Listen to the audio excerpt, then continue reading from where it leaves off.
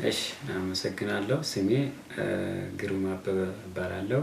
የአንኮበር ወረዳ እንስሳትና ዓሳ ሀብት ጽሕፈት ቤት ባለሙያ እንደዚሁም ደግሞ የሰቆጣ ቃል ኪዳን ፕሮግራሚንግ ፎካል ፐርሰንት ነኝ። እንግዲህ በዚህ በ2018 በሰቆጣ ቃል ኪዳን ፕሮግራሚንግ የተሰሩ ስራዎችን አጠር አድርጌ ለማቅረብ ሞክራለሁ። በዚህ በጀት ዓመት እንደኛ እንደ እንስሳትና ዓሳ ሀብት ጽሕፈት ቤት የተሰጡን ስራዎች አንደኛ እንቁላል ዶሮዎችን ለነፍሰ ጡርና እናቶች ማስጠቀም ነው። ሌላው የወተት ፍየሎችን እና እንደዚሁም ለእንቁላል ጣይ ዶሮ የመኖ ግዢ ተደርጎ ለእነዚህ እናቶች ማሰራት ነው። በቅድመ ዝግጅት በወረዳው የስርዓተ ምግብ ምክር ቤት የተመረጡ ቀበሌዎችን አስተችተን ከክልል በተላከልን የመመልመያ መስፈርቶች ለመመልመል ችለናል። የቀበሌ ባለሙያዎችን እና የጤና ኤክስቴንሽኖችን የቀበሌ እንስሳት ባለሙያዎችን እንደዚሁም ደግሞ ባለድርሻ አካላትን በጋራ ሆነው እንዲመለምሉ በግብርና ጽሕፈት ቤት እና እንደዚሁም በጤና ጽሕፈት ቤት በተያዘ የስልጠና በጀት ወደ ወረዳ አምጥቶ እቅድ ኦሪንቴሽን ተሰጥቷል። ምልመላው እንዳለቀ ከዛ የግዢው የተደረገበት አግባብ ነው ያለው። እንግዲህ ምናልባት በጀቱን በተመለከተ ለእንቁላል ጣይ ዶሮዎች መግዣ ወደ 420 ሺህ ብር ተበጅቶልናል። ለእንቁላል ጣይ ዶሮ የመኖ መግዣ ደግሞ 205,390 ብር፣ ለወተት ፍየል መግዣ ወደ 1,260,000 ብር እና እንደዚሁም አጠቃላይ 1,885,390 ብር ተበጅቶልናል። ላይ ጎረቤላ፣ ጨፋና ጎርጎ 3 ቀበሌዎች ላይ ለ65 እናቶች ወደ 780 ዶሮዎችን ለእያንዳንዳቸው 12 ዶሮዎችን ተገዝቶ ተሰራጭቷል። የዶሮዎችን መኖ ከወደ ላይ በማስመጣት ወደ 34 ኩንታል ተገዝቶ ለዶሮ ተጠቃሚዎች እናቶቻችን ለ65ቱም ለማከፋፈል ተችሏል። ሌላው ፍየሎችን በሁለቱ ቀበሌ በሀገረ ሰላምና አልያምባ ዙሪያ 15 አጥቢና ነፍሰ ጡር የሆኑ እናቶችን እና እንደዚሁም ከ2 ዓመት በታች ህጻናት ያላቸውን በመመልመል ለ30 እናቶች ለእያንዳንዳቸው 6 ፍየሎችን በድምሩ ወደ 180 ፍየሎች ተገዝተው ተሰጥተዋል። እንደ ጽሕፈት ቤታችን በቀጣይ ብንሰራቸው ብለን ያስቀመጥናቸው አቅጣጫዎች እንግዲህ ለተሰጡት እንስሳቶች ክትባት መስጠትና ፍየሎቹ ያሉበትን መከታተል ነው። ዋናው የሰቆጣ ቃል ኪዳን ዓላማው በ2022 ህጻናቶች ቅንጨራንና ቅጨጫን ለማስቀረት ወይም ለማጥፋት እየተሰራ ያለ ስራ ነው።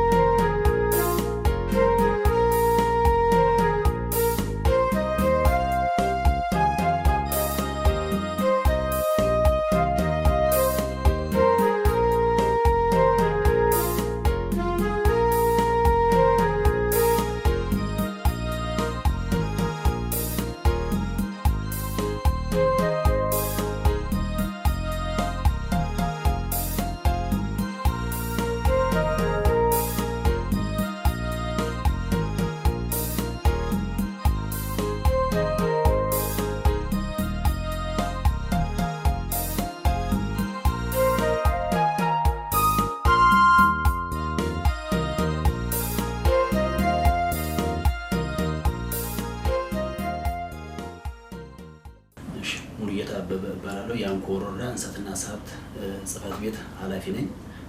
በ2018 በሰቆጣ ቃል ኪዳን ፕሮጀክት ከታቀፉ ጽሕፈት ቤቶች ውስጥ አንዱ የኛ ጽሕፈት ቤት ነው።